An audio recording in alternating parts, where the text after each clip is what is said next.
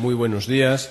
Es para mí una verdadera satisfacción estar hoy aquí con todos vosotros y vosotras. Por tanto, en primer término, debo agradecer a los organizadores que me hayan invitado, muy especialmente a Regino Zamora. Lo que os quiero contar hoy es un ejemplo de otros tantos que pueden estar sucediendo y sería una relación entre el cambio global y la conservación de especies amenazadas de extinción. Especies que además son emblemáticas y por tanto son especies bandera, especies paraguas que se utilizan para proteger a la biodiversidad, y tal es el caso del oso pardo y el urogallo. Lo que quiero contar es cómo osos pardos y urogallos tienen una estrecha relación con una planta, el matorral de Vaccinium myrtillus, y también presentaré algunos aspectos demográficos relacionados con estas especies amenazadas. A continuación, presentaré el reflejo local en la cordillera cantábrica del cambio global. Indicaré cómo se ha producido un aumento de la temperatura y, en consonancia con ese aumento de la temperatura, una actividad de la vegetación durante el invierno. Este aumento de la actividad de la vegetación posiblemente esté relacionado con cambios en la densidad de ungulados silvestres y domésticos, y veremos cómo estos ungulados también interaccionan con la misma planta que osos y urogallos, para finalmente examinar cómo el cambio global puede estar afectando a estas especies amenazadas, y terminaré presentando una paradoja en conservación. Bien, como es sabido, el cambio global son modificaciones que están teniendo lugar a escala planetaria como consecuencia de la actividad antrópica. Son diversos procesos interrelacionados, pero una de las consecuencias es el aumento global de las temperaturas. Con esta subida de la temperatura se están produciendo desplazamientos en las áreas de distribución de las especies, que en general migran hacia los polos o a lugares de mayor altitud buscando sus óptimos térmicos. No obstante, hay situaciones en las que este desplazamiento del área de distribución no puede producirse por determinadas barreras, de forma que en esos casos lo que tenemos son retracciones en las áreas de distribución, y en muchos de esos casos esas retracciones van a dar lugar a extinciones. Y esto va a ser particularmente agudo en aquellas especies que se encuentran en el límite de área de distribución, tal es el caso de las que voy a presentar a continuación. Luego, mientras que estos desplazamientos por origen térmico van a afectar a muchas especies ectotermas, en los endotermos es más raro que se vean afectados, pero sí pueden verse afectados a través de las interacciones biológicas en las cuales están implicados.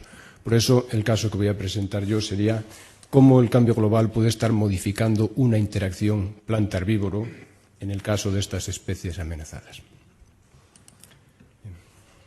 Tetraurogallos, el urogallo es una tetraónida, que es la mayor ave forestal que tenemos en Europa, y el oso pardo, Ursus arctos, es también el mayor carnívoro terrestre que tenemos en Europa. Su área de distribución, si la examinamos de cerca, vemos que es bastante coincidente. Ambas especies tienen una distribución más continua en las zonas boreales, pero mantienen distribuciones más aisladas, relictas en las montañas del sur de Europa. Y justo en el extremo suroccidental de Europa, en la cordillera cantábrica, en este área, es donde está la distribución más suroccidental de ambas especies y, por tanto, límite de área de distribución, poblaciones en peligro de extinción. El área de distribución de estas dos especies se superpone muy bien con la de esta planta, Vaccinium myrtillus, un matorral que produce los frutos, los arándanos.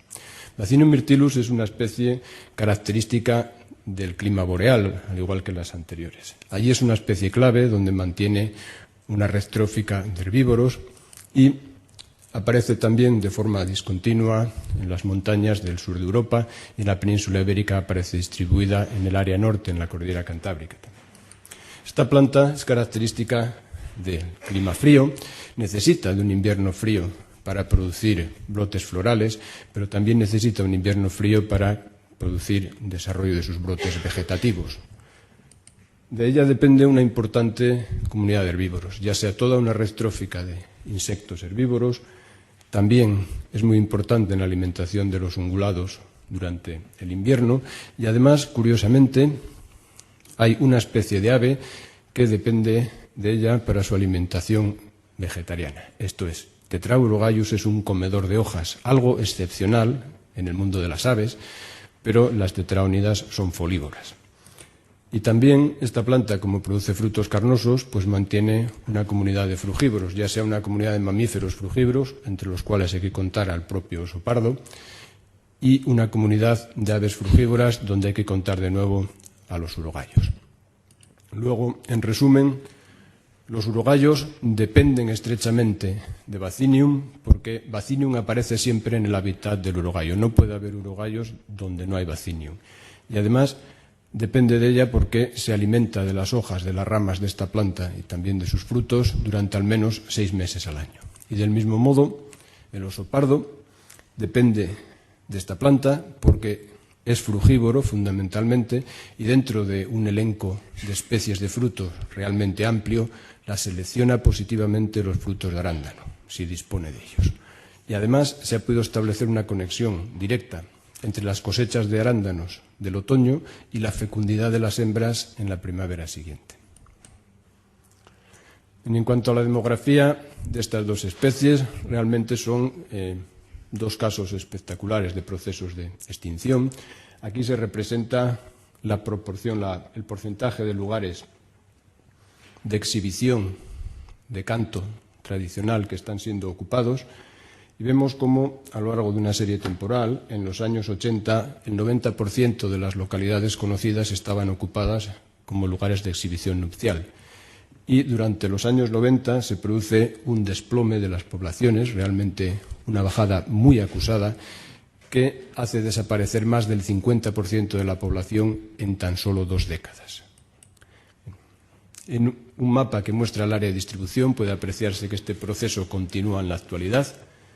Aquí se representa el área de distribución de los urogallos en la Comunidad Autónoma de Asturias en cuadrículas de 1 kilómetro por 1 kilómetro. Todas las cuadrículas representan el área de distribución que tenía en 1980. En las 2 décadas siguientes, entre 1980 y 2000, se pierde todo el área de distribución que aparece ahí en blanco. Bueno, el color rosa más bien aparece en la pantalla. Y en el lapsus entre 2000 y 2005 se pierde todo el área de distribución que aparece en rojo. En la actualidad queda circunscrito a el color granate. De modo que en tan solo 5 años, del 2000 al 2005, se pierde 1/3 del área de distribución que ocupaba esa especie. Es realmente un proceso espectacular. Bien, sabemos que el proceso de extinción se debe a que no se incorporan reclutas en las poblaciones. Aquí se representa el número de juveniles que produce cada hembra cada año en censos que se hacen durante el mes de agosto a lo largo de una serie temporal y vemos oscilaciones importantes entre años, pero por término medio cada hembra produce 0,6 juveniles cada año, cuando para mantener una población debería estar produciendo al menos 1 o más de 1 cada año. Aproximadamente producen la mitad de lo que deberían producir, de ahí el desplome de las poblaciones. En el caso del oso pardo, la situación también es relativamente crítica, es otra especie en peligro de extinción. En este caso, el segmento de la población que se censa son los grupos familiares. Las osas con crías son los grupos más fáciles de identificar. Y ahí se representa el número de osas con crías a lo largo de una serie temporal y vemos cómo en los 80 y principios de los 90 hay una fuerte bajada, pero en la actualidad parece que está existiendo un repunte, una recuperación de esas poblaciones, pero en cualquier caso siempre estamos hablando de unos números muy bajos de grupos familiares y de una población en torno a los 100 ejemplares. El escenario en el que se está produciendo el proceso de extinción de estas especies emblemáticas es un escenario de fragmentación del hábitat forestal.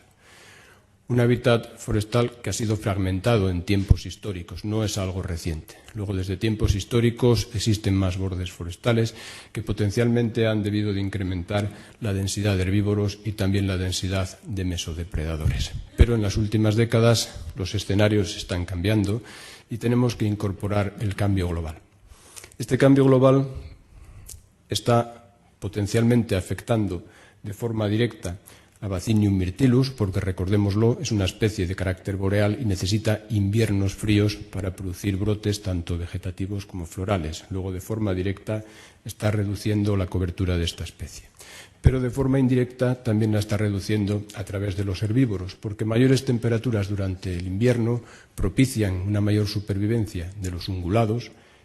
Habrá, por tanto, una mayor densidad y estos van a tener un efecto sobre la vegetación, incluido Vaccinium myrtillus. Con menor disponibilidad de cobertura de esta planta y menor producción de frutos de la misma, los urogallos, que dependen de ella en gran medida y no presentan plasticidad en cuanto a su cambio de dieta, pueden entrar en un proceso de declive, y el oso pardo, aunque sí tiene más plasticidad, si no dispone de arándanos, necesariamente va a tener que desplazar su nicho trófico porque los buscaba con preferencia. Bien, sobre este esquema trataré de poner algunos datos que pueden indicarnos que esto realmente está ocurriendo y para ello presentaré información sobre el aumento de temperatura en la cordillera Cantábrica, también sobre variaciones en la actividad de la vegetación que puede detectarse mediante imágenes satelitales, y, finalmente, cómo se han producido cambios en la densidad de herbívoros ungulados en ese área. En el reflejo local de este proceso global, como puede apreciarse en los cambios de temperatura en esta estación meteorológica en las proximidades de la cordillera Cantábrica, nos indica las variaciones respecto a la media del periodo 71-2000 y nos indican que para la serie temporal 1961-2007 se ha producido un incremento de temperatura en ese área que es coincidente con lo que ha ocurrido a escala global. Esto puede detectarse no solo con las medias anuales, como veíamos anteriormente, sino para meses concretos. Nos indican que durante los meses de invierno se han producido incrementos de temperatura, incluso con series temporales cortas, aunque antes Rodrigo nos recordó que no servían de mucho, sí se pueden al menos inferir algunas ligeras tendencias. Y esto ocurre en los meses de invierno fundamentalmente. Bien, para marzo es primavera aquí, en la cordillera Cantábrica sigue siendo invierno. Si examinamos estaciones meteorológicas dentro del hábitat de osos y urogallos a diferentes estaciones, desde 400 a 1.300 metros, y de nuevo para series temporales muy cortas, de 20-25 años en las últimas décadas, nos encontramos que tanto la temperatura media anual como la de los meses de primavera se ha ido incrementando de manera significativa.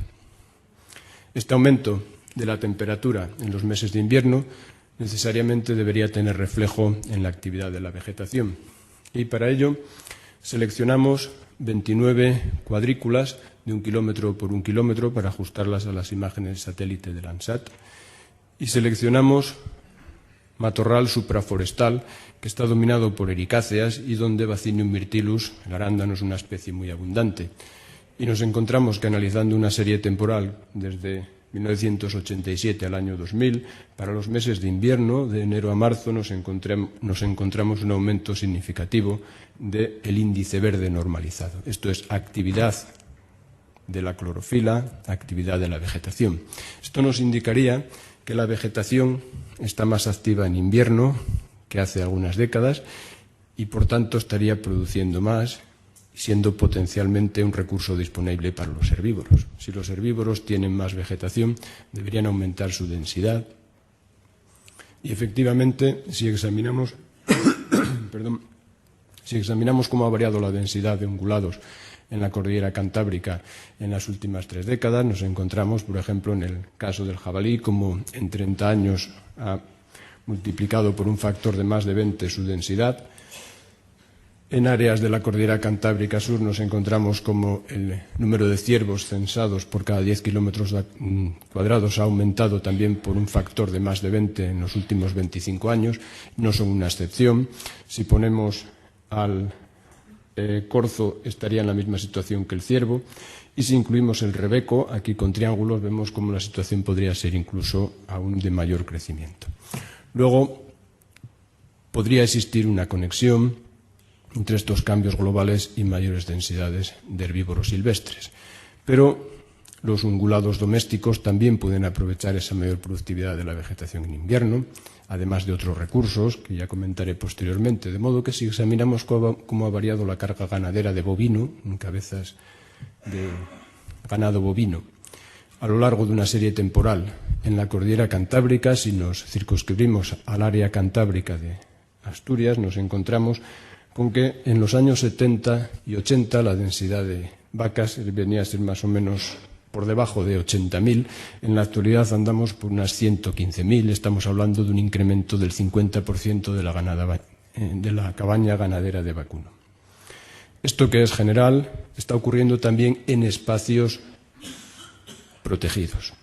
Aquí se representa el número de vacas que hay en el Parque Natural de Somiedo y vemos cómo en una estabilización por en torno a las 4.700 vacas, un parque relativamente pequeño, que probablemente se ajustaría muy bien a la carga ganadera que podía soportar, a la capacidad de carga de ese parque. Resulta que en 1989 aquí se hace la declaración de parque natural. Se inyectan subvenciones en el parque y son aprovechadas, para incrementar la cabaña ganadera. Luego lo que estamos viendo es cómo repercute directamente la gestión de un espacio natural en una modificación de la carga de herbívoros.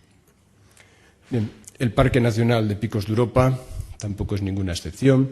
Aquí encontramos de nuevo cómo ha aumentado durante los años 90 el número de cabezas de vaca de manera espectacular, aunque parece ser que en los últimos años está disminuyendo ligeramente. Bien, luego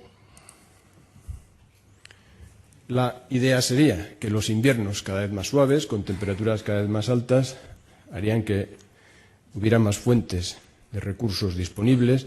Esto incrementaría la masa corporal de los herbívoros, sus reservas de grasa y, por tanto, incrementaría su supervivencia. No hay que olvidar también que temperaturas más suaves reducirían la mortalidad invernal de los herbívoros. Naturalmente, no todo es culpa del cambio global. También hay que tener en cuenta que esto podemos atribuirlo también a una gestión cinegética inadecuada, a un control inadecuado de las poblaciones de herbívoros, o bien a que la presión de depredación natural es insuficiente. Y, naturalmente, en el caso de los herbívoros domésticos, no todo es culpa del cambio global, sino que los subsidios a la ganadería de montaña serían los culpables en parte de ese incremento del número de cabezas de ganado. No obstante, es importante que haya más productividad de la vegetación también para mantenerlos. Bien. Sabemos por nuestros estudios y los de otros grupos que estos herbívoros tienen capacidad para reducir la regeneración de Vaccinium myrtillus. En aquellos lugares donde hay más herbivoría, la especie se regenera muchísimo peor. Pero no solo ocurre con su capacidad de regeneración, sino lo que están haciendo es reducir su capacidad nutritiva, ya que al rasurar el tapiz de arándanos por la parte superior están retirando las ramas con más contenido en nitrógeno y, por tanto, quedan las más leñosas en la parte inferior. Pero además sabemos que los herbívoros reducen la productividad de frutos de este matorral. Aquí tenemos información para 30 localidades dentro del Parque Natural de Somiedo, que nos indica la existencia de una relación inversa entre la producción de frutos de arándano en gramos por metro cuadrado frente a la incidencia de la herbivoría. A medida que tenemos más incidencia de la herbivoría, hay menos producción de frutos. Luego, si el cambio global ha dado lugar a mayor densidad de herbívoros y esto reduce la producción de frutos, los arándanos, a lo largo de una serie temporal, deberían ser cada vez menos abundantes. No tenemos información sobre ese particular, pero sí tenemos a alguien que los ha estado buscando con intensidad, el oso pardo. Recordad que lo incluía preferentemente en su dieta. Y examinando la tendencia de una serie temporal en la dieta del oso pardo, nos encontramos con que al representar el porcentaje de heces de oso pardo en las cuales aparecen restos de arándano, nos encontramos con que se ajusta muy bien a un modelo decreciente desde mediados de los 80 hasta el año 2000. Luego, los osos pardos en el Parque Natural de Somiedo, al menos, deben estar echando de menos a los arándanos y han tenido que desplazar su nicho a otros recursos alternativos que, curiosamente, además, están más ligados a las poblaciones humanas, y tal es el caso. En la actualidad utilizan más cerezas, manzanas, etc. Bien. La reducción del matorral de arándano puede tener efectos directos sobre las poblaciones de urogallo, y aquí se representa la cobertura de arándano en aquellos lugares en los que los urogallos continúan presentes, y vemos cómo es significativamente superior a la cobertura de arándanos en aquellos lugares en los que se han extinguido los urogallos. Luego, probablemente la desaparición de los urogallos de muchas localidades esté ligada a la presencia de arándanos y también está ligada a la altitud. Es un proceso de retracción hacia lugares más fríos en consonancia con el cambio climático, ya que los urogallos se han extinguido en los lugares de menor altitud. Si examinamos la distribución de las áreas de exhibición tradicionales, las áreas de canto, vemos que sigue habiendo urogallos en torno a los 1.300 metros, pero por término medio se han extinguido los urogallos en localidades que están a unos 1.240 metros. Bien, luego, esta retracción de los urogallos a partes altas no puede estar condicionada directamente por la temperatura en una especie que es capaz de controlar la misma, sino que posiblemente está mediada por la variación en el contenido nutritivo que tienen los arándanos en relación a la altitud. Aquí vemos cómo el contenido de nitrógeno del matorral de arándanos incrementa con la altitud tanto en ramas como en hojas. Luego, urogallos retraídos a mayor altitud están obteniendo recursos más adecuados. Bien, los herbívoros naturalmente no solo tienen un efecto sobre esta especie de planta, sino que son capaces de moldear la vegetación, de dar forma, conformar la estructura de la vegetación. Y naturalmente afectan también a otras especies amenazadas o especies catalogadas. Sabemos que este aumento de la densidad de herbívoros está afectando a la regeneración de especies catalogadas como el tejo, Taxus baccata, o el acebo, Iles aquifolium. Sabemos además que el proceso de regeneración de estas especies catalogadas no está colapsado en otras fases del mismo. Producen suficiente número de frutos con un número de semillas elevado, reciben las visitas de muchos frugívoros que dispersan sus semillas, llegan miles de semillas a todos los hábitats y aunque sufren una depredación intensa por roedores, muchas de ellas pueden eludir finalmente este proceso, germinan y aparecen cientos de plántulas en todo tipo de hábitats. No obstante, en la siguiente fase del proceso de regeneración, donde llegan los herbívoros y donde hay también un efecto del pisoteo de los herbívoros, se colapsa completamente el proceso, de modo que algunas plantas catalogadas como Taxus baccata solo son capaces de regenerarse en el interior de plantas nodriza, esto es, cuando están protegidas de la herbivoría, por ejemplo, por un acebo. De modo que, para terminar, quiero presentar simplemente una reflexión. Los espacios naturales protegidos se establecen para proteger valores naturales, entre los cuales está la biodiversidad, y para ello se hace énfasis en la protección de especies emblemáticas como especies paraguas. Y en muchos de estos casos, en los espacios naturales protegidos, se utilizan subvenciones precisamente con la idea de proteger esa biodiversidad. Sin embargo, estas subvenciones son utilizadas por una cultura ganadera para aumentar la capacidad de carga, para aumentar la presión de herbivoría, que finalmente puede tener una repercusión negativa sobre la propia biodiversidad. Y también una cuestión de cierto interés es que esto puede plantear conflicto entre alternativas económicas para las comunidades humanas, ya que la cultura ganadera estaría en este momento en situación contraria a los intereses del desarrollo de ecoturismo, que precisamente está basado en la presencia de especies emblemáticas. Luego, lo que he querido señalar es simplemente que los cambios globales que tienen reflejos locales, como la densidad de herbívoros, pueden estar modificando algunas especies, como los arándanos, y que estos cambios pueden afectar a especies amenazadas, ya sea mediante la competencia asimétrica que se establecería entre ungulados y urogallos, mucho pequeños en tamaño y en número, o bien una competencia realmente exótica que se establecería entre herbívoros y carnívoros, entre ungulados y un carnívoro como es el oso pardo, que aunque en realidad es comedor de frutos. Y finalmente, comentar que los subsidios y la inadecuada gestión de las poblaciones o cinegética podría estar contribuyendo a la pérdida de diversidad en algunas áreas protegidas si no son ordenados de una manera adecuada. Y esto es todo. Agradezco muchísimo vuestra atención.